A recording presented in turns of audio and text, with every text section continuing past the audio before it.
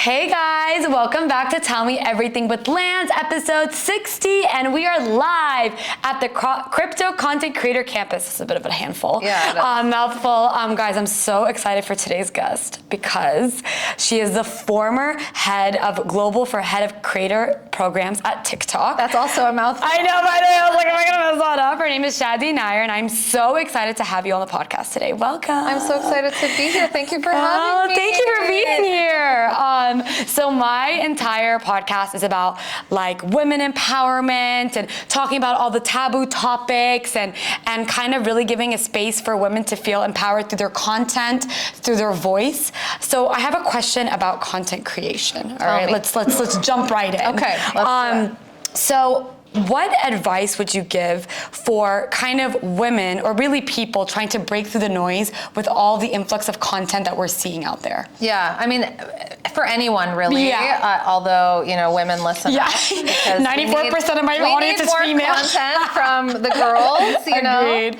know. But, you know, breaking into any kind of industry, any kind of, especially content creation, it should be focused on you and being your authentic self and kind of bringing who you are to whatever it is that you're doing. So whether or not you want to become a CEO of a company or you want to create content for any of the platforms out there, it's really about kind of telling your story and talking about what it is that you want to talk about, because that's what's going to resonate. And I was just on a panel and they were talking about how, you know, everybody thinks they're this unique snowflake. I love that, by the way. Nick Tran said that, and it made me crack up because it's so funny how there's so many people in this world. Everybody's unique, of course, but there's so many people in this world that have similar interests to what you have.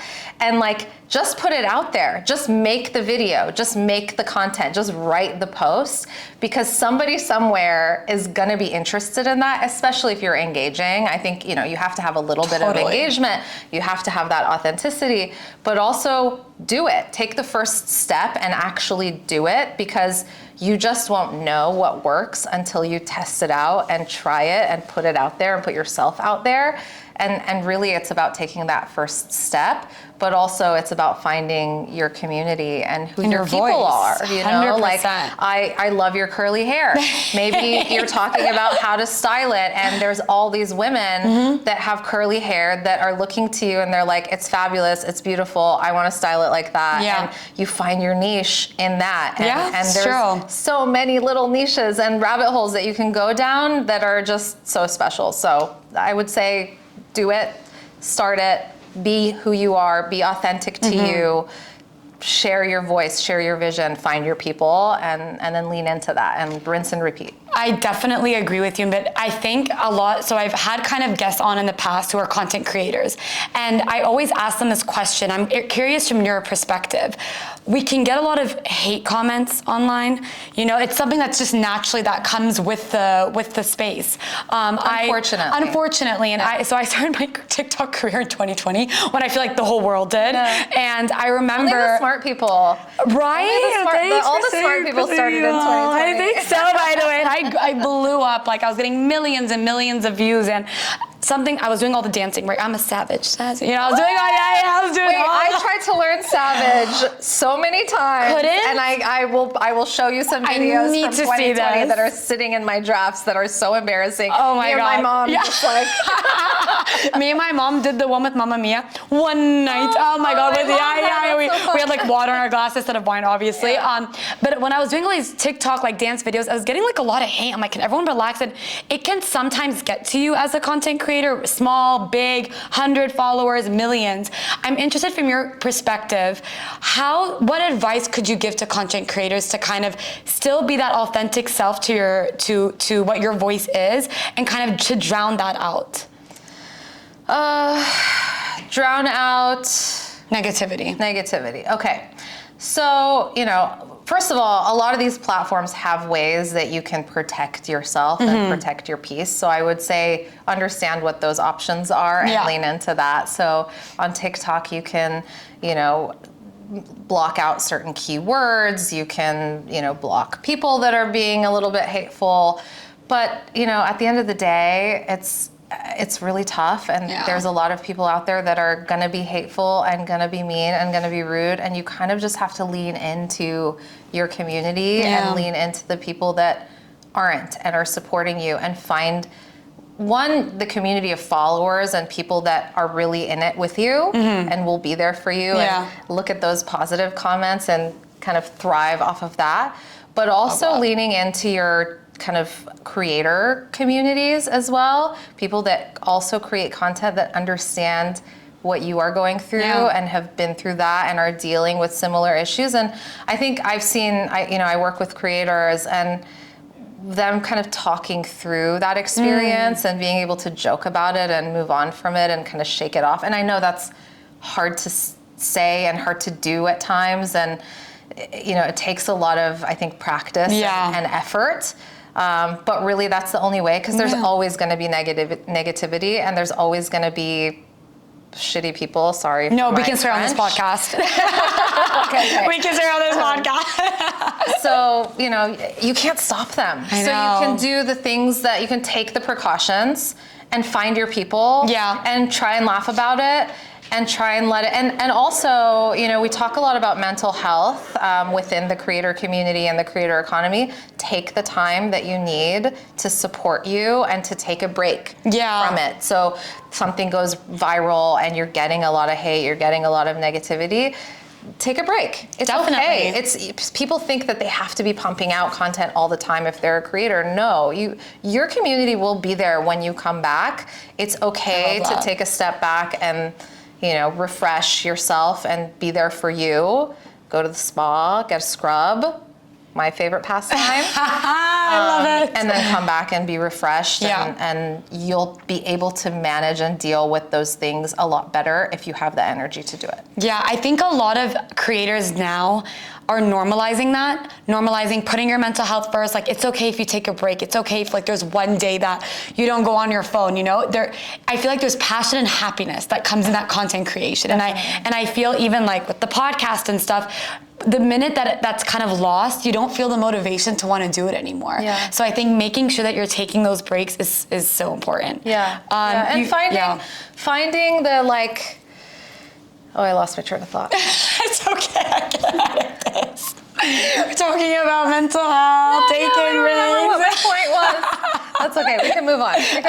Okay. You touched on something in your last answer about the creator economy.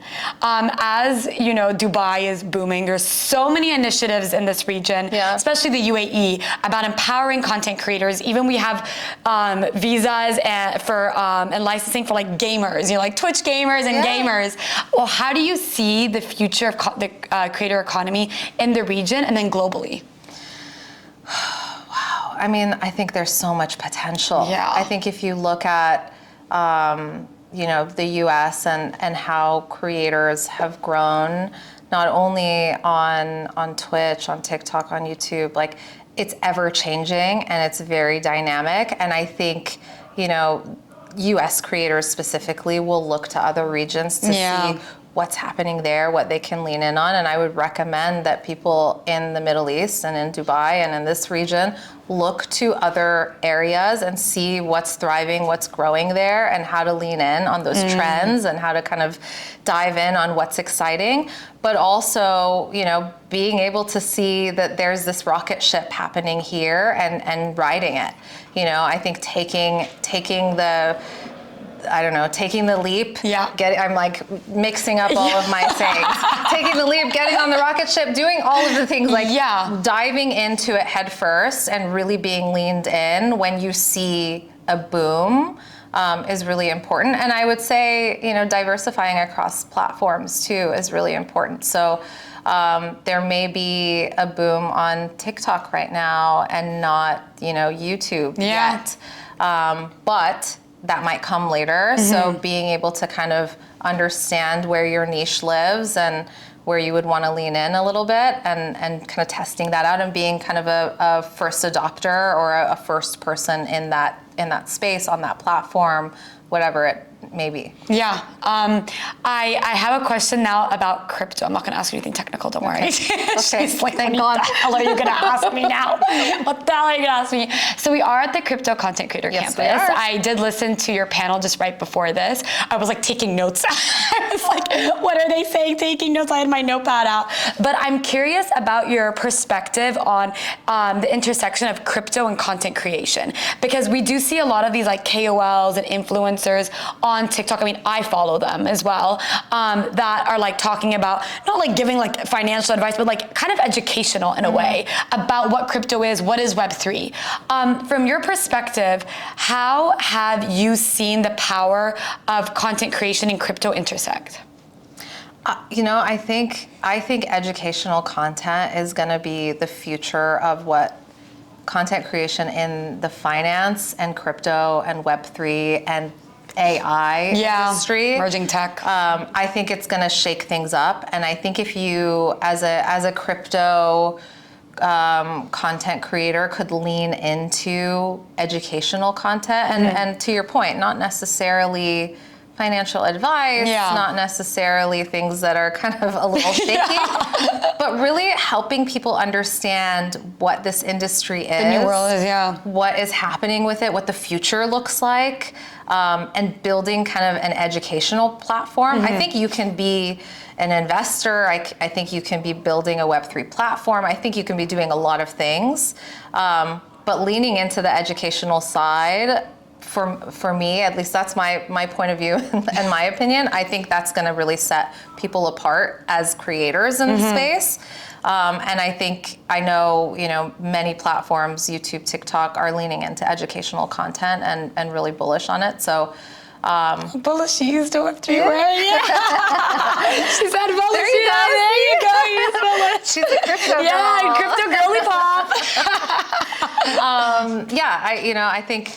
I think being able to almost give back to the people, give back to the community, and help other people understand what you're doing as a crypto creator can take you a long way, and can probably give you some of those viral moments, because a lot of people, like myself, are still trying to understand what this all means. What is the blockchain?